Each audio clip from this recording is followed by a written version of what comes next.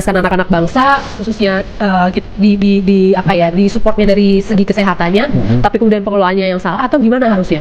Kalau melihat program MBG dijalankan seperti sekarang ini, saya rasa jawabannya tidak bisa. Tidak bisa mencapai apa yang dicita-citakan, SDM yang kompetitif, sehat, dan lain sebagainya. Sama sekali tidak bisa. Kali begitu, justru saya baru baca Kompas pagi hari tadi, atau ada lagi Tribunal tuh.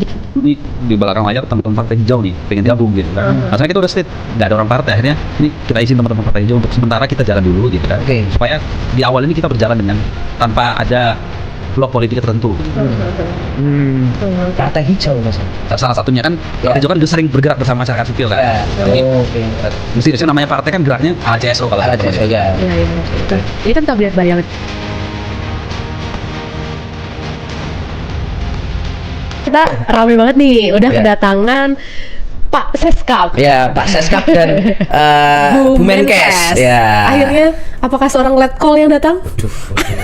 Mungkin kita tanya ya, mungkin kita tanya. Letkol atau bukan ya? Ya, dan tapi kalau sudah ada Bu Menkes ini mungkin orang udah membayangkan ini kabinet mana kan? Oh Menkesnya iya, kan harusnya cowok. Ya, kita sudah kedatangan Seskap dan Menkes Kabinet Bayangan ya.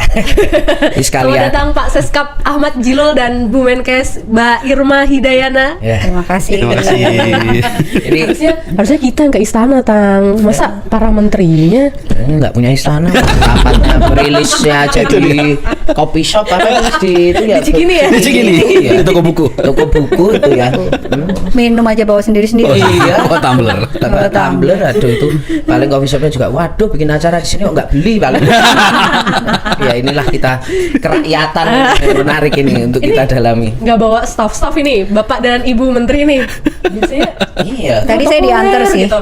Diantar tadi. Diantar ojol. Oh, ojol. Oke. Agak berbeda ya. Tapi ojol-ojol di Republik ini juga udah bisa kok yang ini Mbak. Bisa, tapi tadi sopan. Sopan, meliuk-liuknya sopan. Sopan tapi nggak bisa. Tapi yang ngebut. Tapi nggak bisa totot. Iya. Oh, nggak pakai. Tutut bubuknya nggak pakai. Ya masih. Berarti ini pejabat yang masih terkena macet berarti.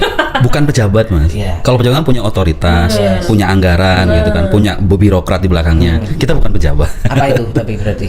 Kita apa ya? Juru bicara masyarakat sipil. Wakil masyarakat sipil. Wakil Ya. Ya kita langsung ini pengen bertanya nih ke apa Mas Djilol dan Mbak Irma nih.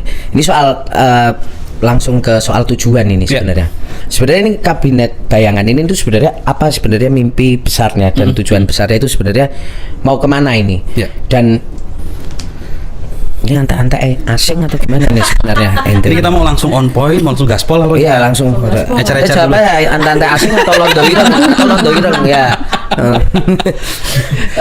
Kalau kita gaspol nih mas ya, ini salah satu alasan kita membentuk kabinet bayangan adalah kami merasa bahwa pemerintah atau rezim yang memerintah hari ini tuh amatiran.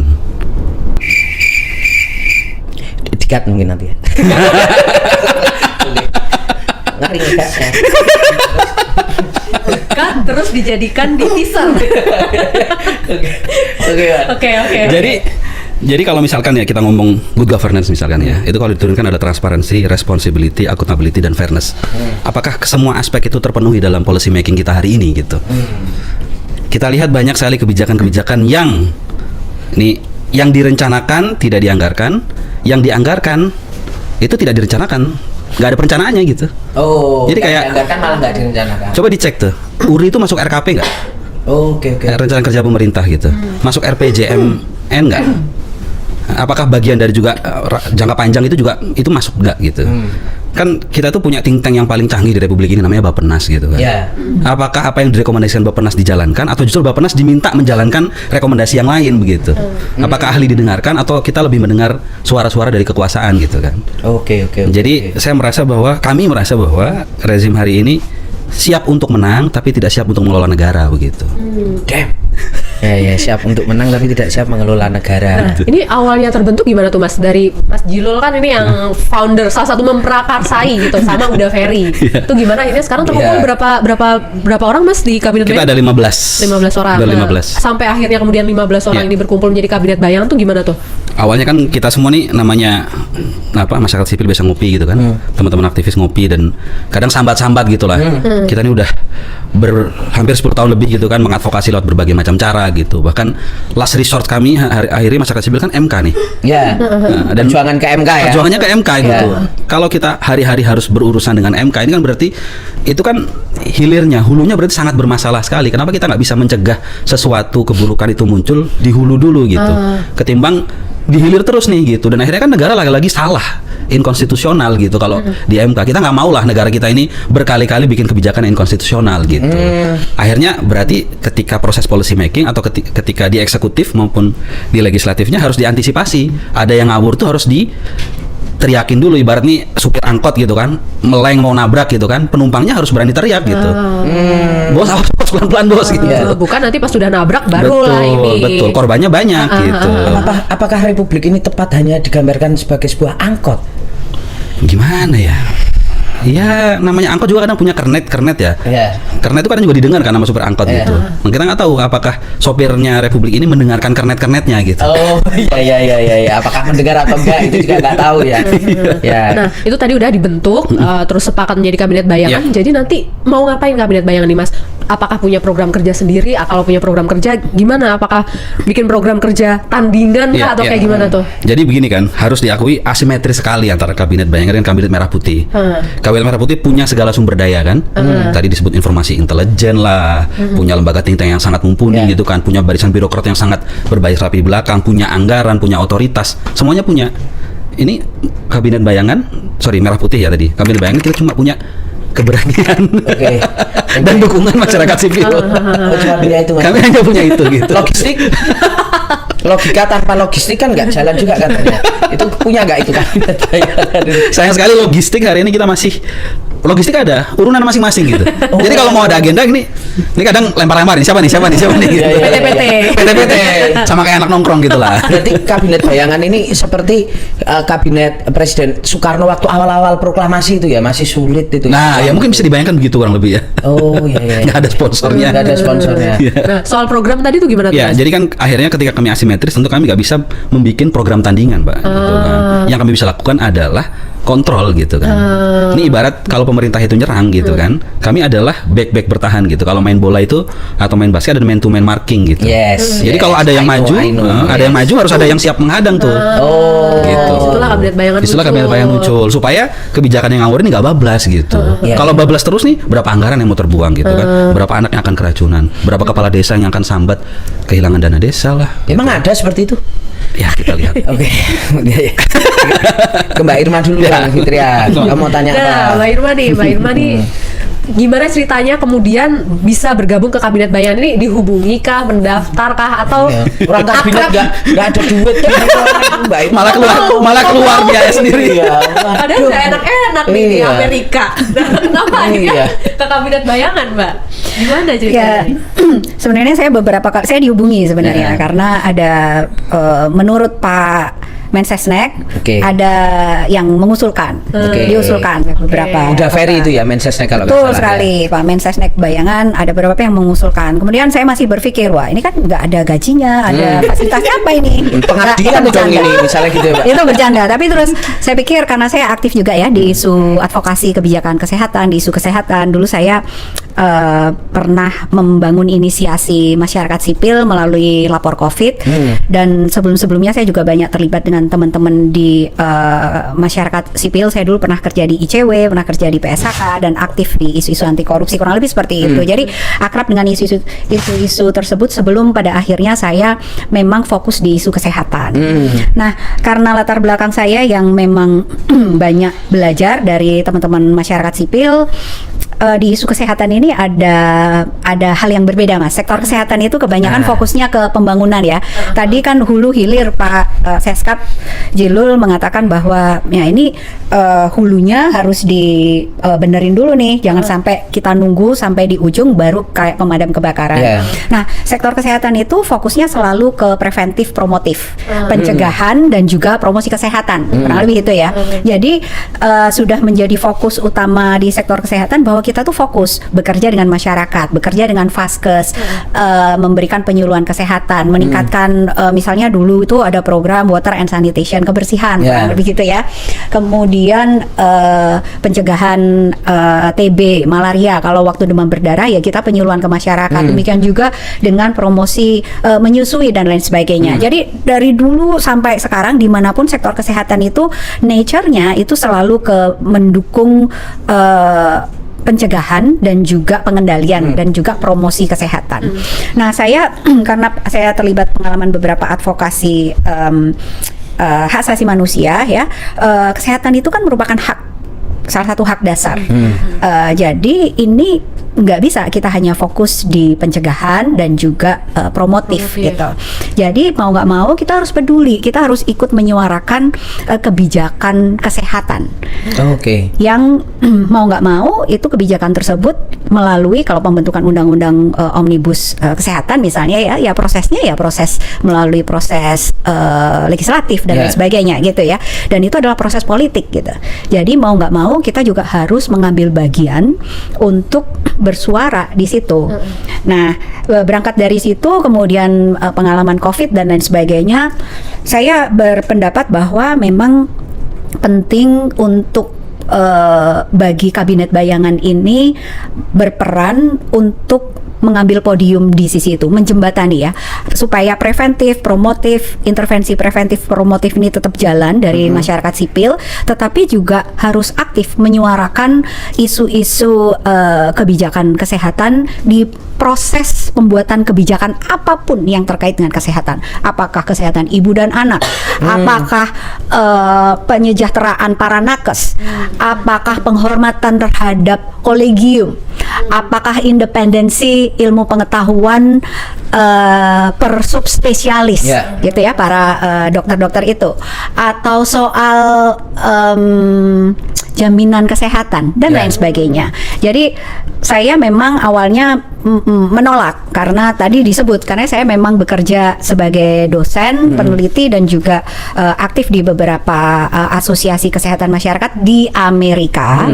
Saya waduh, ini bagaimana ini nanti kalau saya dituduh sebagai antek asing kan asik jadinya buat yang menuduh, membuat celah yang cukup lebar gitu ya. Tapi rasanya itu semua tidak seberapa ya, karena meskipun saya berada di sana, tapi saya tetap berkontribusi dan saya tetap menjalankan organisasi saya, Lapor COVID, sekarang namanya Lapor Sehat, dan kami tetap berjejaring dengan koalisi masyarakat sipil di isu-isu kesehatan ataupun isu hak asasi manusia yang lainnya. Jadi menurut saya kalau saya tidak menerima tawaran ini, artinya saya saya yang rugi karena saya tidak bisa berkontribusi untuk merepresentasikan isu-isu penting di bidang kesehatan yang selama ini belum tercermin dalam kebijakan kesehatan kita. Kurang lebih seperti itulah, Mas. Awalannya itu ya, Mbak. Tapi kenapa Mbak Irma mau untuk kemudian kembali repot-repot lagi nih masuk kabinet bayangan? Yang artinya misalnya gini ya, gambarannya kan selalu adalah udah enak nih aku di New York, di Amerika nih ngajar ya toh, di negara maju. Walaupun presidennya juga lagi asik-asiknya juga Amerika ya kan.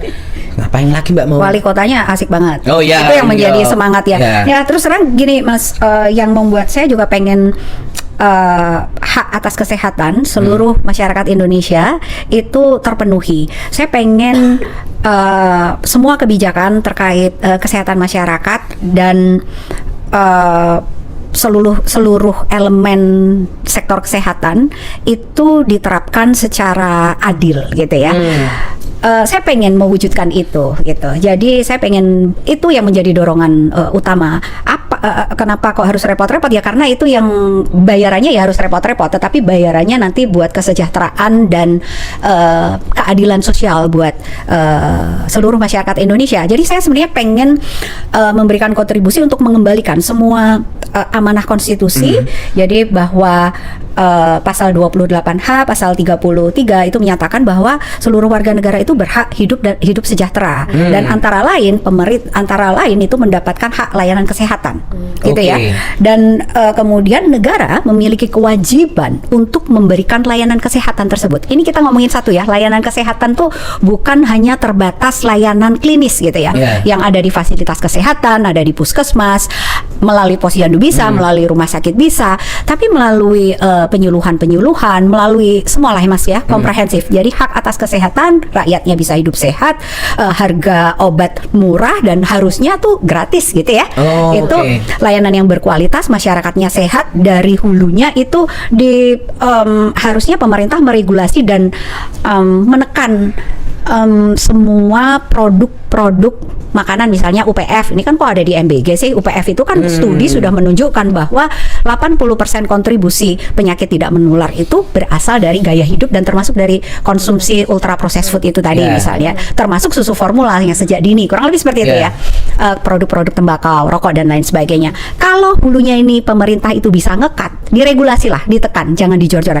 Ini saya percaya bahwa masyarakat kita itu akan bisa hidup dengan lebih sehat gitu. Lebih sehat karena pilihan-pilihan asupan makanan itu terbatas hanya yang sehat-sehat, produk lokal, makanan yang real gitu ya, makanan yang langsung turun diciptakan sama yang di atas. Itu yang bisa. Kenapa kita tidak memanfaatkan potensi pertanian, kekayaan laut dan lain sebagainya? Indonesia kan sangat kaya sekali. Harusnya yang difokuskan itu ya mengkonsumsi makanan yang sehat. Itu bisa mengurangi beban anggaran, alokasi anggaran kesehatan, bisa mengurangi beban nakes dan iankes, supaya nggak terlalu banyak bebannya untuk menangani kasus-kasus penyakit tidak menular yang kronis, obesitas, hipertensi, diabetes dan lain sebagainya. Itu kan sumbernya dari makanan-makanan nggak sehat itu. Harusnya dari hulunya ini dipotong.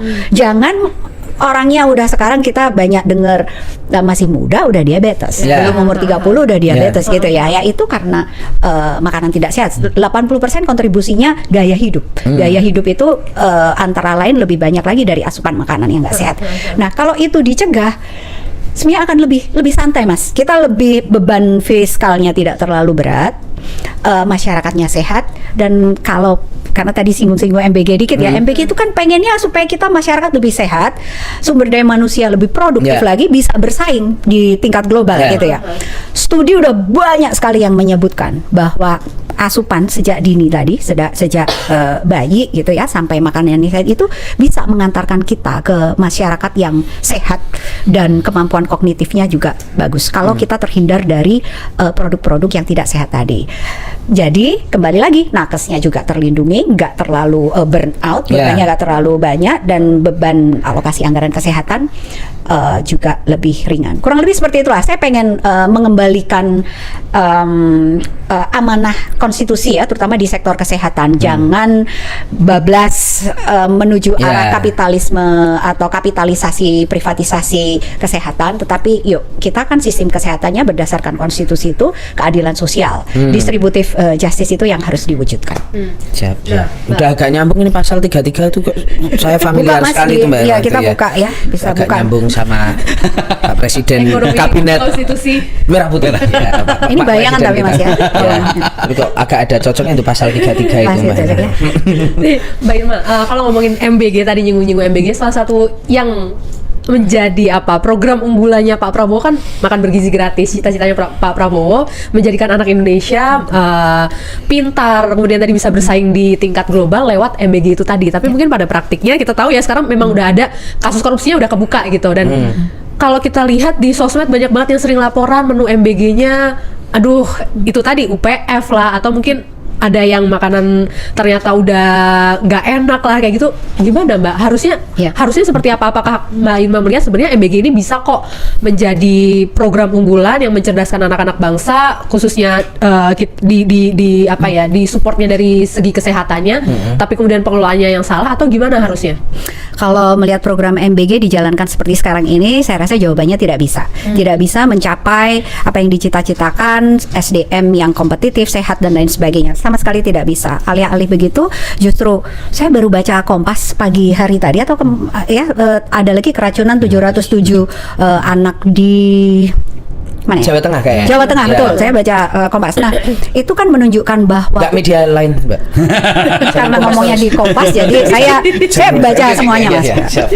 Nah, saya baca Kompas tadi pagi. Oke. Nah, terus kemudian ini kan menunjukkan ya kok kita rasanya jadi reguler aja ya. Informasi dan kasus keracunan ini selalu ada gitu. Seperti seolah udah biasa Sudah gitu. biasa gitu. Nah, jadi sikap kami rasanya saya juga mengutip, saya juga kebetulan di MBG Watch. Kami berpendapat bahwa MBG ini memang harus totally stop gitu ya, harus dihentikan. Kurang apa lagi sih? Enough is enough. Kalau di dunia kesehatan publik gitu ya, satu saja ada korban jatuh itu udah terlalu banyak, Mas. Mbak ya, itu udah terlalu banyak. Jadi yang pengen kita lakukan dengan preventif, promotif, pencegahan tadi itu adalah mencegah supaya enggak kejadian, gitu ya. Tapi begitu kejadian dikendalikan. Makanya preventif ini sebenarnya preventif dan pengendalian, gitu ya. Kalau udah kejadian dikendalikan supaya enggak nambah lagi, gitu. Harusnya tuh itu. Tapi ini kan sudah hampir 2 tahun kasus keracunan itu terus terjadi. Ya. Pimpinannya sudah diganti, Yeah. tetap aja tidak menyelesaikan kasus keracunan tersebut, gitu. Artinya apa? Itu cermin bahwa satu, cita-cita meningkatkan gizi, status kesehatan supaya sumber daya manusia Indonesia itu lebih kompetitif lagi, itu sangat amat tidak bisa dicapai. Yang kedua, menunjukkan bahwa tadi Pak Seskap menyampaikan bahwa tidak ada perencanaan. Ini ada anggaran tapi tidak ada perencanaan. Semua program kesehatan, gizi ini kan subnya kesehatan ya, gizi dan kesehatan. Semua program kesehatan masyarakat itu harusnya dibangun berbasiskan data. Oke. Berbasiskan data lapangan, berbasiskan data klinis dan lain sebagainya. Dan data tersebut digunakan untuk bahan perencanaan. Jadi ada perencanaan, implementasi dan evaluasi itu harus dilakukan satu paket, direncanakan dari awal. Ya, perencanaannya ini harus berbasis data. Datanya apa? Kementerian Kesehatan itu sudah secara reguler memiliki survei gizi. SSGI itu sudah dilakukan secara reguler. Ada yang setiap tahun, ada yang 3 tahun sekali. Terus Riskesdas kita punya 5 tahun sekali. Dan di situ ada data gizinya. Ketahuan tuh provinsi mana yang tingkat stuntingnya tinggi. Jadi selama ini Kemenkes itu memiliki program yang sudah terencana dengan baik, dikoordinasikan juga dengan masyarakat sipil untuk intervensi prioritas pencegahan stunting itu tadi di daerah-daerah yang berbasiskan data. Oh, ini prevalensi stuntingnya di beberapa provinsi ini tinggi. Fokusnya di situ. Kabupaten mana, kota mana, kabupaten. Nah, ini kan satu. Ini mencerminkan bahwa dengan MBG itu digebyah uyah ya. Jadi semua murid gitu ya, itu langsung didistribusikan masif gitu, secara masif. Artinya ini pukul rata. Jadi dia tidak memiliki basis data. Pakai data apa? Kalau Anda mau memperbaiki gizi, harusnya difokuskan ke kantong-kantong yang angka status gizinya kurang lebih seperti itu. Ini kan tidak menunjukkan itu. Nah, alih-alih itu semuanya didistribusikan secara serampangan ya menurut saya, dan kemudian menyebabkan keracunan. Jadi semua program public health itu harusnya berpegang pada prinsip memberikan manfaat. Manfaatnya kan sebenarnya harusnya meningkatkan status gizi ya. Yang itu harus diukur juga pada saat perencanaan itu harus diukur. Kalau saya mau meningkatkan gizi remaja, apa yang perubahan status gizinya tuh dari skor berapa menuju skor berapa, ibaratnya seperti itu. Jadi harus punya dong skor awalnya, dan pengukuran atau indikatornya itu apa? Nggak ada, ini sama sekali nggak ada. Baru setelah dikritik baru sekarang mereka melakukan itu, gitu ya kurang lebih. Tapi kembali lagi, kasus keracunan itu menunjukkan bahwa program MBG ini menciderai prinsip etika program kesehatan masyarakat. Tidak boleh menyakiti, do no harm. Harusnya setiap program itu tidak menyakiti. Ini malah menyakiti kan, keracunan. Keracunan itu sudah level yang dewanya. Kita nggak perlu ngomongin nilai gizinya ya, itu udah lewat semua. Nah, tapi kalau mau dibelejetin juga, kita semua rasanya seluruh Indonesia paham gitu isinya apa. Banyak sekali beredar di media-media banyak memberitakan tentang menu MBG yang sebenarnya justru tidak bergizi. Banyak memasukkan ultra processed food. Ultra processed food, kembali lagi saya ingin tekankan, itu adalah makanan tidak sehat. Studinya di berbagai negara sudah membuktikan secara konsisten dari tahun ke tahun menunjukkan bahwa konsumsi ultra processed food ini berkontribusi terhadap lebih dari 80% penyakit tidak menular. Penyakit kronis. Kita nggak mau baca data, nggak mau belajar. Ini sudah ada studinya, orang lain kita nggak perlu studi lagi. Studinya sudah ada, tinggal baca dan mengadopsi itu. Dan itu rasanya basic banget ya. Basis ketika kita mau berpikir, kita mau melakukan sesuatu, kita harus cari datanya dulu. Kalau sudah berbasis data, rasanya harusnya benar. Data yang benar ya, data yang independen, bukan hanya ngomong berbasis data saja, bukan data yang apa-apa. Tapi data yang independen, data yang benar menyatakan seperti itu. Harusnya kita mendengarkan itu. Ya, lagi-lagi juga data-data dari Kementerian Kesehatan dan sebenarnya udah ada ya, Mbak? Sudah ada, Mas. Program-program di Kementerian Kesehatan, program gizi itu sudah ada. Pemberian makanan tambahan. Kader, ibu-ibu kader yang di daerah-daerah itu biasanya mereka masak bareng-bareng, Mas. Masak untuk berikan PMT, makanan tambahan ya buat balita gitu ya. Dan kalau sudah ibu yang masak, itu masaknya memang kelihatannya pakai tangan, tapi itu sebenarnya dari hati. Ibu sendiri yang memiliki semangat untuk melindungi ini makanan selain enak harus bergizi tinggi. Bahan-bahannya bahan lokal yang dijual oleh mereka-mereka juga, warga setempat. Jadi menghidupkan perekonomian desa juga. Kalau kita lihat kertasnya, rencananya MBG itu bagus sekali di atas kertas, mendorong UMKM, pemberdayaan perempuan. Kenyataannya nggak ada. Kenyataannya kan SPPG itu bukan ibu-ibu yang diberdayakan gitu, tapi mereka merekrut tenaga baru dan lain sebagainya. Bukan ibu-ibu yang memang basisnya sudah ada di lokasi tersebut dan gitu memang sudah di training, Mas. Pemberian makanan tambahan itu dilatih oleh Kemenkes dan juga masyarakat LSM yang bergerak di bidang kesehatan untuk pemberian makanan untuk bayi dan anak. Kita sudah punya buku resepnya yang dibuat oleh Kemenkes bersama-sama dengan Gerakan Kesehatan Ibu dan Anak dan juga sektor kesehatan masyarakat sipil. Disusunnya tuh bareng-bareng secara partisipatif dan lain sebagainya. Rasanya itu semua malah nggak digunakan ya. Jadi kayaknya ini buat apa sebenarnya BGN ini? Saya juga jadi bingung gitu. Pengennya tuh mendukung inisiasi pemerintah, tapi kalau begini ceritanya, rasanya sudah capek ya. Kita kan masyarakat itu kami tidak bodoh. Kami tidak bodoh. Rasanya kabinet bayangan saya rasa harus bisa memainkan peran menjadi benar-benar perpanjangan suara hati nurani dari masyarakat. Siap. Oke, tahan dulu Mbak, tahan dulu. Kita nanti sambung lagi soal itu. Ini bergeser nih, Seskap harus ada yang dijawab ini.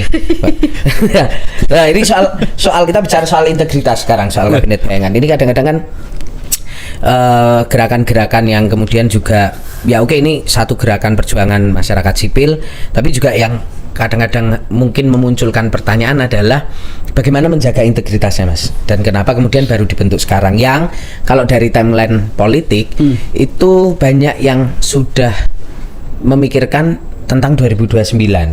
Besok 2027 itu katanya kayak udah mulai rame.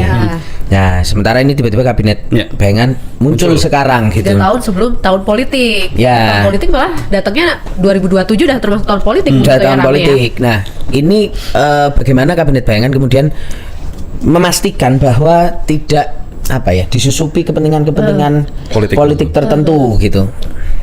Ya, yang jelas soal integritas kita dari memulai, Mas, memang meniatkan harus di screening betul-betul perkara integritas ini. Kita mencari panel yang memang juga punya integritas, rekam jeganya oke. Pak Eri Riana, beliau di aktivis anti korupsi, kemudian aktivis tata kelola, kemudian ada Mas Uceng, Prof. Zainal Arifin Mukhtar, ada Mbak Bibip. Dari yang menyeleksi itu, kemudian dari yang kami cari pun kita patok syaratnya itu nomor satu berintegritas gitu. Tidak pernah punya masalah kriminal gitu kan, punya rekam jejak publik yang oke gitu kan. Jadi tidak pernah ada punya masalah gitu lah. Artinya ketika catatan hukumnya nggak ada lah ya, catatan hukumnya nggak ada gitu. Bukan bekas napi korupsi gitu kan, dan seterusnya gitu. Itu memang kita screening betul-betul. Nah, ke depan gimana kaitannya supaya kita tidak ditunggangi kepentingan. Nah, cara kami adalah betul-betul ingin menjangkarkan Kabinet Bayangan ini ada pada grassroots gitu. Dalam artian selama ini masyarakat sipil, rakyat biasa tidak menemukan kanalnya untuk diperjuangkan aspirasinya di ruang-ruang perumusan kebijakan gitu. Jadi partai politik ya hanya kembali ke masyarakat ketika tahun-tahun politik gitu. Itu pun ya hanya dengan berbekal mohon maaf serangan fajar dan sebagainya gitu kan. Siapa yang ngurusin rakyat ini ketika 5 tahun di tengah-tengah ini ketika di tahun politik gitu. Makanya kalau misalnya ditanya ini jelang tahun politik loh, justru belum tahun politik, kita ingin tunjukkan bahwa rakyat masyarakat sipil punya resiliensi untuk mengurus agenda politiknya sendiri gitu. Kalau ditanya apakah anti politik, kami nggak anti politik. Kami memperjuangkan politik berbasis keluargaan gitu. Jadi kalau andaikan ini belum terjadi, tapi mungkin banyak elit yang akhirnya melihat ya, ini kok begini, kok ada Kabinet Bayangan, kok pengen jadi menteri dan sebagainya gitu kan. Murni apa yang kami lakukan adalah untuk jadi perpanjangan tangan dari suara-suara publik seperti Mbak Irma katakan tadi. Hati kami, suara kami sambung betul. Dan akhirnya di awal kami memulai ini semua juga dengan berusaha bertemu sebanyak mungkin stakeholder yang ada di civil society gitu. Sore ini kita bikin acara di ICW, bareng Kontras, bareng teman-teman aksi Kamisan. Kita malah begini konteksnya, bahasanya di awal ini, Kabinet Bayangan hadir ke masyarakat untuk diajari dan dikuliahi oleh rakyat gitu. Jadi bukan datang dan sekedar mengambil aspirasi, tapi rakyat tolong kuliahi. Ajari kami gitu, apa yang diharapkan memang betul-betul oleh rakyat gitu, sehingga kami bisa mengamplifikasi kepentingan publik begitu. Kok nggak paham apa yang dipinginkan rakyat ini isinya silver spoon semua atau bagaimana ini? Objektifikasi Mas, maksudnya. Artinya supaya nyambung begitu. Supaya nyambung, ya. Nggak pakai asumsi kan, ngeklaim bahwa ini untuk rakyat, tapi ternyata buang-buang anggaran. Gini Mas, soal integritas dari catatan hukum, oke, mungkin clear nggak ada.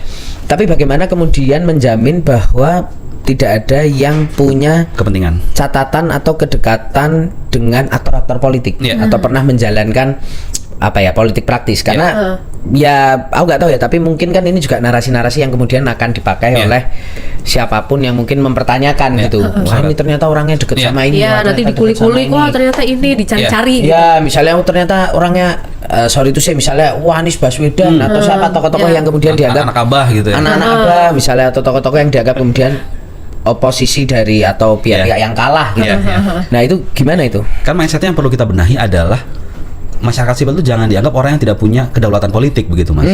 Seolah-olah kalau kita mau berjuang atas nama rakyat, kita pun tidak boleh berjuang dalam medan-medan elektoral gitu. Dan seolah itu terpisah gitu. Justru hadirnya Kabinet Bayangan ini sebagai kanal baru untuk menyambungkan kepentingan publik dengan elit gitu. Jadi artinya ketika elit nggak mendengar, ya kita kencengkan lagi suara publik gitu. Kita jadi amplifikasinya gitu. Dan salah satu yang kita saring adalah misalkan non partisan kemarin Mas. Jadi kita pastikan nggak ada orang partai. Bahkan termasuk teman nih di belakang layar, teman-teman partai hijau nih pengen gabung gitu kan. Maksudnya kita udah state nggak ada orang partai. Akhirnya ini kita izin teman-teman partai hijau untuk sementara kita jalan dulu gitu kan. Supaya di awal ini kita berjalan dengan tanpa ada blok politik tertentu begitu.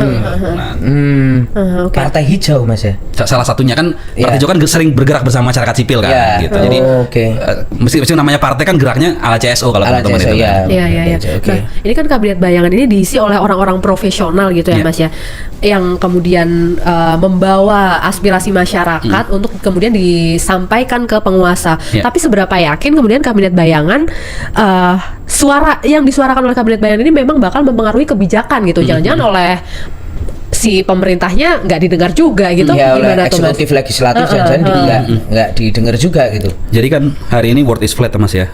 Apa yang kita lakukan itu mungkin mau nggak mau, mungkin banyak orang kritik gini, Kabinet Bayangan ini media gimmick gitu, atau publicity stunt gitu. Tapi jangan lupa gitu, di dunia yang serba orang melihat gadget 24 jam gitu, itulah yang akan menentukan pikiran banyak orang begitu kan. Dan kami pun nggak menyangka dari inisiatif yang berawal dari warung kopi gitu kan, ngobrol bisa menjadi isu nasional begitu, bahkan ya jadi perbincangan di level elit begitu. Artinya upaya publik untuk menguasai jagat maya begitu dengan menciptakan pengawal-pengawal isu seperti saya katakan tadi, ada sopir angkot dan kita teriak untuk segera ngerem kalau dia ugal-ugalan, itu bisa kita lakukan di ruang-ruang maya ini gitu, dan ini yang kita lakukan hari ini gitu. Jadi amplifikasi itu. Jadi perang algoritma juga nih, pertarungan udara ibaratnya itu juga terjadi. Betul. Oke. Nah, tapi kalau kita lihat misalnya gestur kekuasaan atau gimmick-gimmick politisi, ini kan macam-macam dan ternyata cukup menarik ya kan dalam sejarahnya. Misalnya gimmick-gimmick masuk ke sebuah lubang di sebuah pusat kota Jakarta ternyata cukup efektif, misalnya gitu. Atau kemudian gimmick doorstop dengan menangis itu juga cukup efektif. Gimmick joget-joget juga ternyata oke gitu Di kan. atas mobil nggak? Di kap mobil nggak? Joget-jogetnya? Joget-jogetnya macam-macam. Ada yang di bawah juga ada, nggak melulu di atas mobil ya. Mengucapkan gimmick I love you wartawan juga ada. Nah ini kan adalah ternyata gimmick-gimmick yang kemudian laku. Yang kadang-kadang menurutku koalisi masyarakat sipil kadang-kadang jarang punya gimmick-gimmick itu.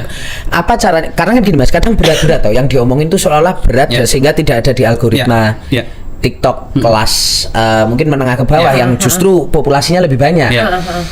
Ini gimana melihat ini gitu kan? Kalau misalnya manifestonya adalah ya rakyat harus pinter, kayaknya semua hal sudah dilakukan oleh masyarakat sipil, tapi menguasai tadi balik ke TikTok dan mungkin sosmed itu kan perlu gimmick-gimmick itu. Apakah udah very perlu ngomong saya siap digantung di Monas misalnya atau Perlu joget-joget? Ya, mas media perlu mencari god-god di kota Jakarta atau seperti apa? Dekat Bundaran HI.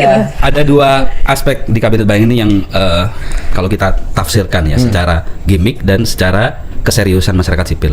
Secara gimmick begini Mas, banyak orang menghujat kami kan, wah ini pengen dapat jabatan gitu kan, pengen jadi menteri. Justru teman-teman semua yang kami lakukan adalah mendemistifikasi menteri gitu. Demistifikasi itu jelasin dulu ya, coba wes. Ayo coba. Biar rakyat TikTok tahu Mas. Mendowngrade Mas, mendowngrade. Artinya gini, banyak orang merasa bahwa jabatan itu sesuatu yang spesial di Republik ini. Di negara yang sangat feodal ini gitu kan, orang menjabat itu adalah orang yang mulia gitu. Padahal kalau kita tanya ke Mbak Irma, gimana di Amerika, di New York orang yang menjabat apakah lebih mulia daripada orang yang tidak menjabat gitu kan? Dan itu nggak terjadi di negara maju gitu. Jadi kami ingin mendowngrade mitos pemerintah ini supaya kalian tuh orang biasa sama seperti kami gitu. Kalian adalah orang yang kita bayar gitu. Kalian adalah pengurus negara. Levelnya sama kayak pengurus RT. Ini ibarat gini, kita kan punya pengurus RT nih, kita urunan uang warga dikasih ke RT. Kalau RT kerja nggak benar kita marahin. Teh lu kerja yang bener dong teh gitu. Harusnya kita gitu juga sama pengurus negara yang lain di level RW sampai level istana gitu. Lu kerja yang bener, duit gua itu gitu kan. Nah itu yang kami lakukan, bahwa namanya menteri itu nggak ada artinya apa-apa kok, kecuali itu amanat dari publik yang harus kalian lakukan dengan baik gitu. Itu yang ingin ditunjukkan. Itu gimmick itu dari segi gimmick. Kalau dari segi keseriusan, sebenarnya upaya seperti ini ketika check and balance nggak terjadi Mas, itu bukan presiden secara internasional, terjadi di banyak negara. Contoh, teman-teman di Filipina itu bikin APBN bayangan.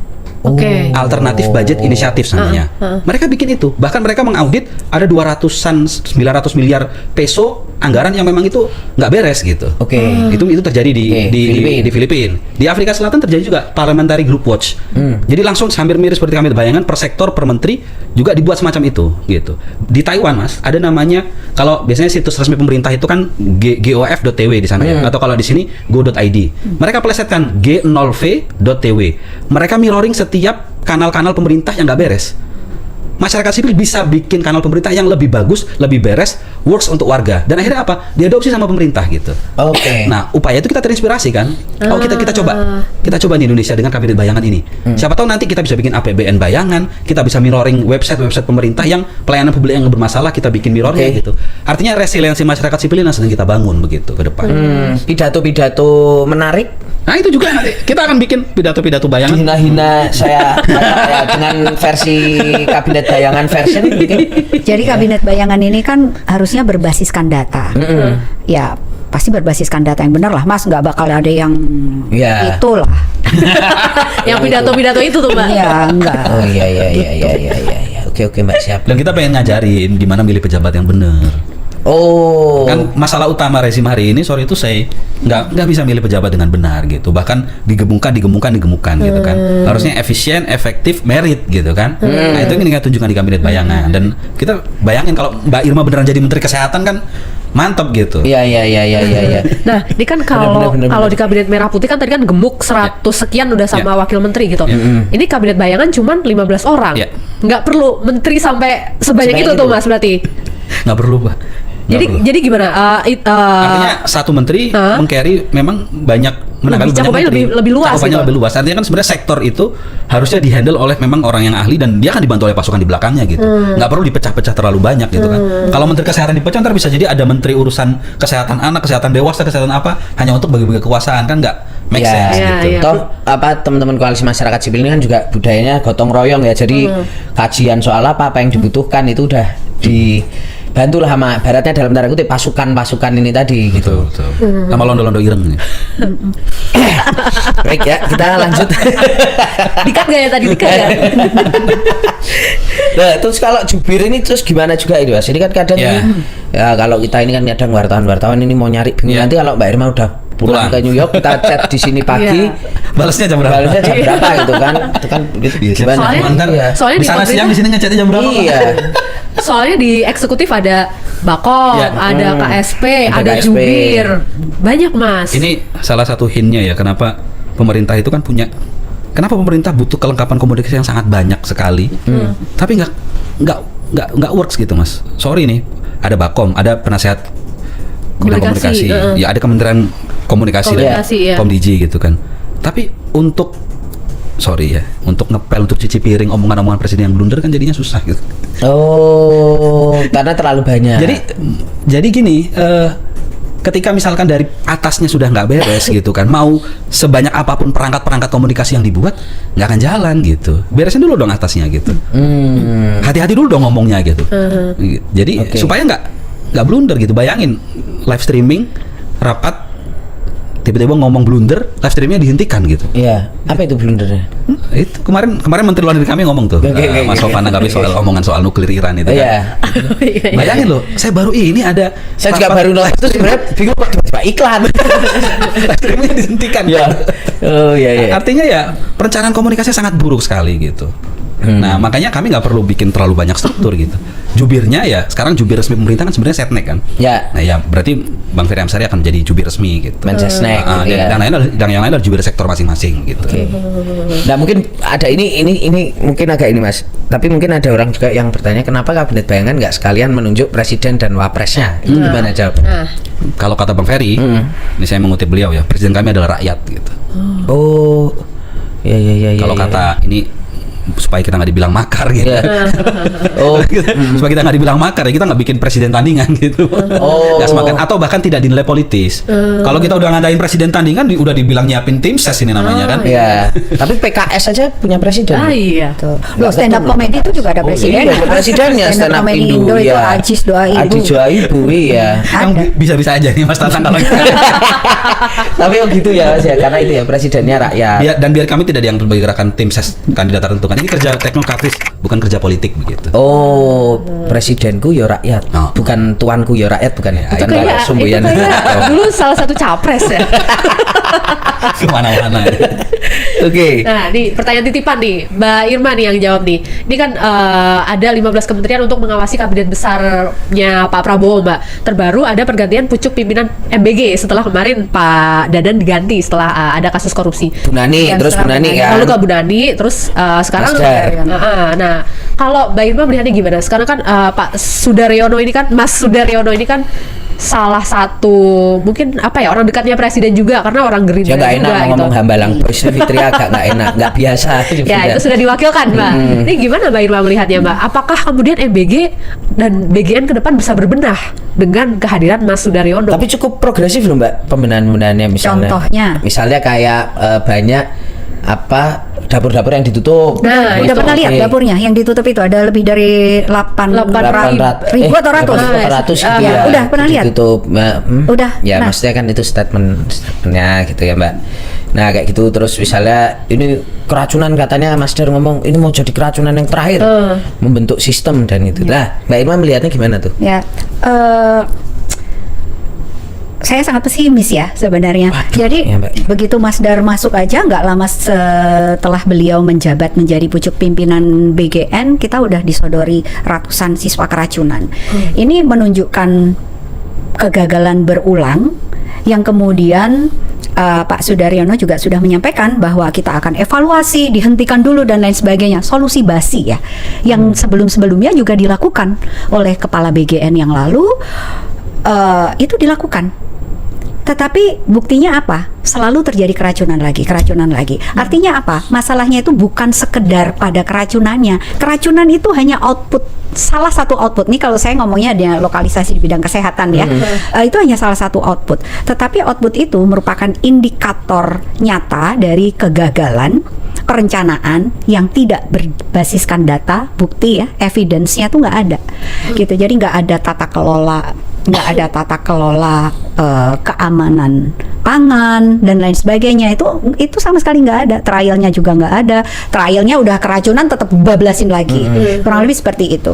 Jadi Pengawasan mungkin juga kurang, pengawasan juga nggak ada ya. Ada pengawasan kan, kalau nggak salah awal tahun ya, beberapa waktu yang lalu kan, kemudian setelah keracunan massal yang bertubi-tubi itu kemudian dievaluasi dan dilibatkanlah beberapa kementerian, beberapa sektor untuk terlibat dalam pengawasan implementasi MBG, termasuk juga Kementerian Kesehatan.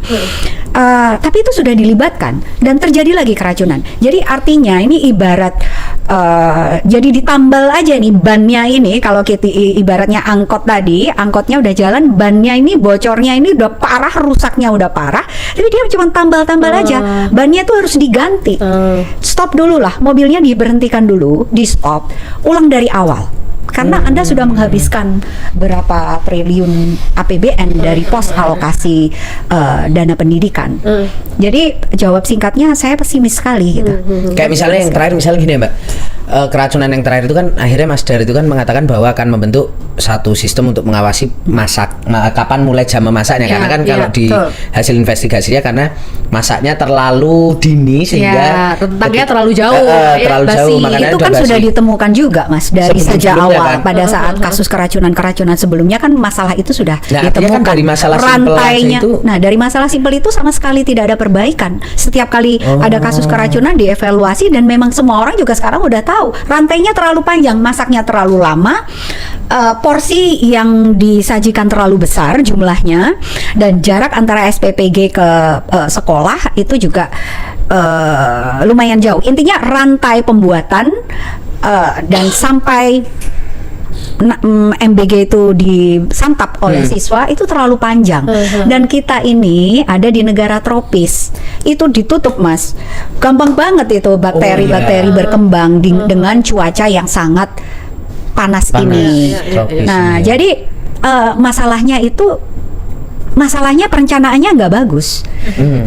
Perencanaannya tidak bagus. Kalau memang mau meningkatkan status gizinya anak-anak, ya kenapa tidak dilokalisasi aja?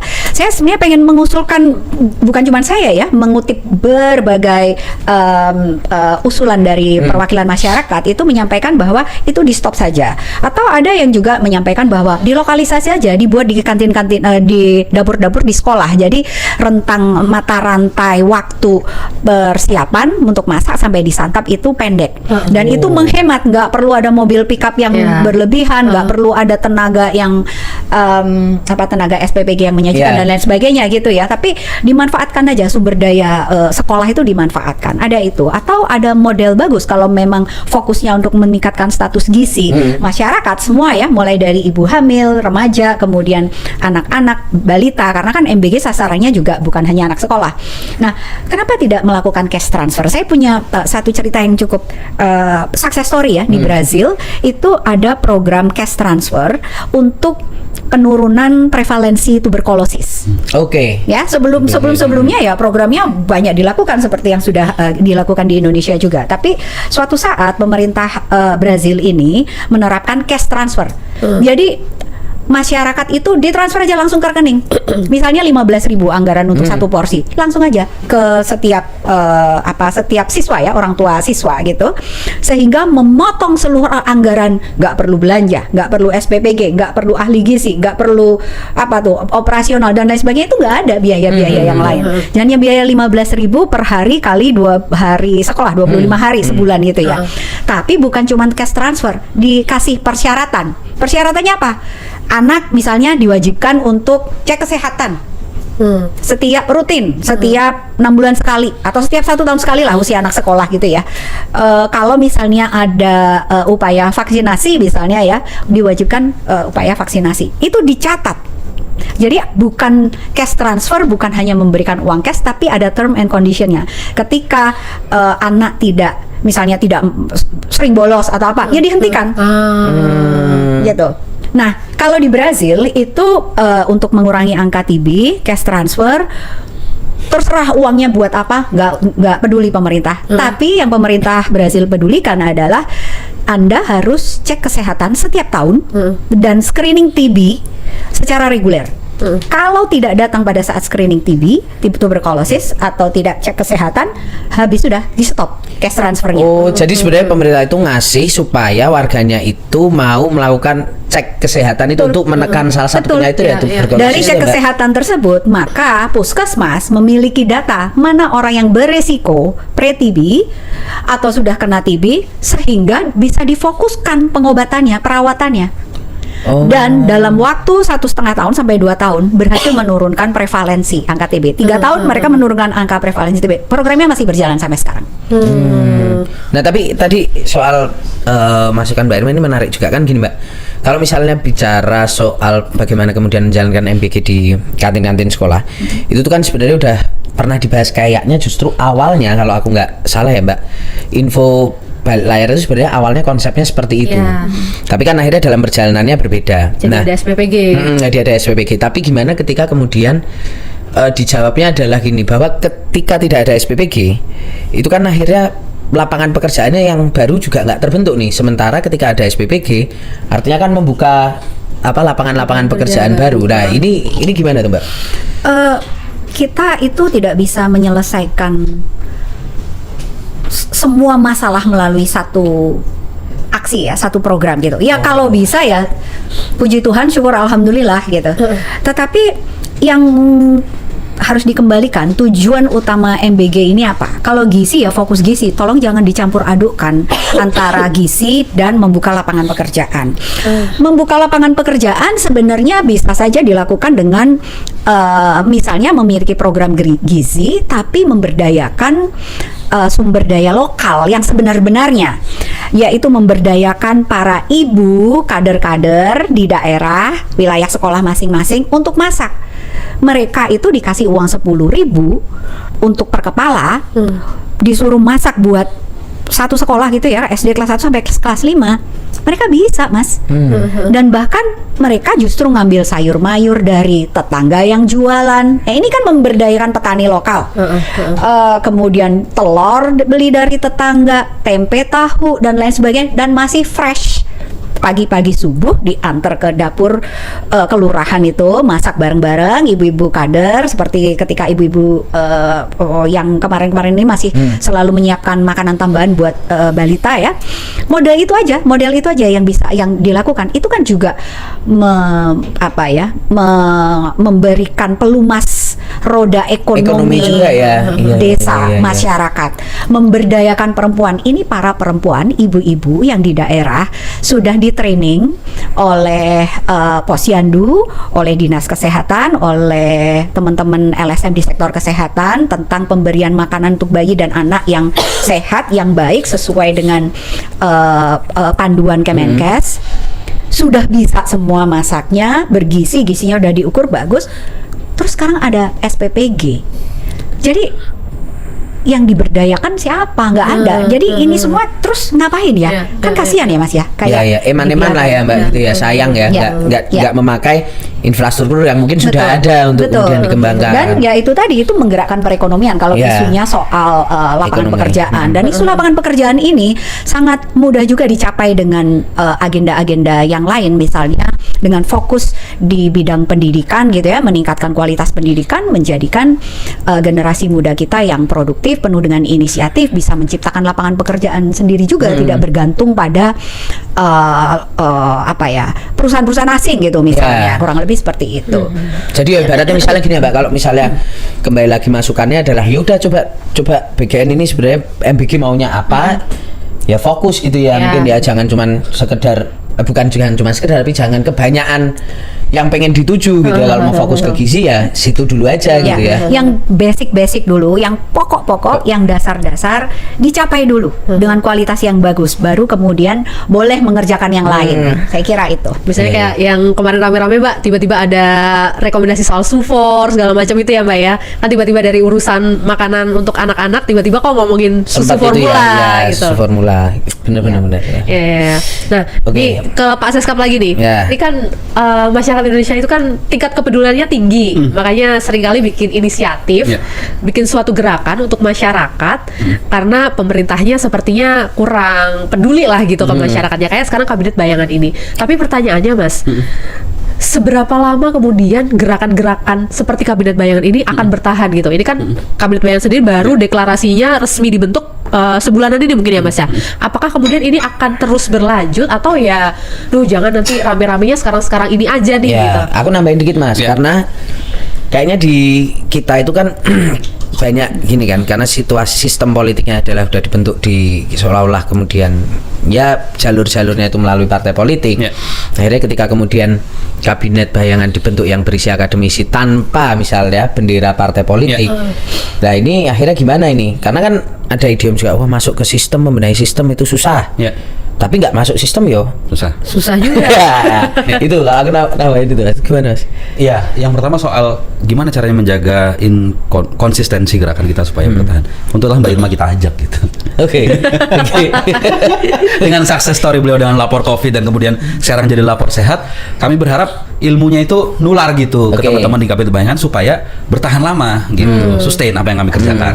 Jadi artinya betul-betul koalisi ya masyarakat sipil itu betul-betul kita kuatin gitu. Semua sumber daya pengetahuan yang ada gitu kan, dan sumber daya pengalaman yang ada dari teman-teman itu kita jadikan bahan untuk mempertahankan ini sustain mungkin gitu kan. Itu soal entah sini sampai kapan akan bertahan.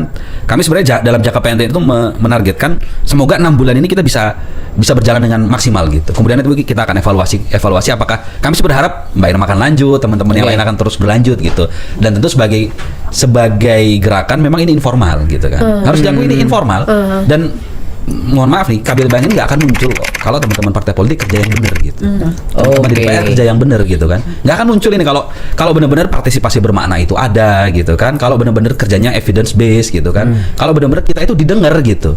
Saya masih ingat zaman-zaman UU Omnibus Kesehatan, gimana Mbak Irma berjibaku juga di situ kan. Itu tembus-tembus aja gitu. Apa yang diharapkan masyarakat sipil nggak pernah diwujudkan, yang tidak diharapkan malah terjadi gitu kan. Kejadiannya sering begitu gitu. Jadi ya kita ini hanya dianggap sebagai periferal gitu. Nah, dengan kabinet bayangan ini kita melakukan konsolidasi lah begitu. Supaya masyarakat sipil lebih didengar ke depan gitu.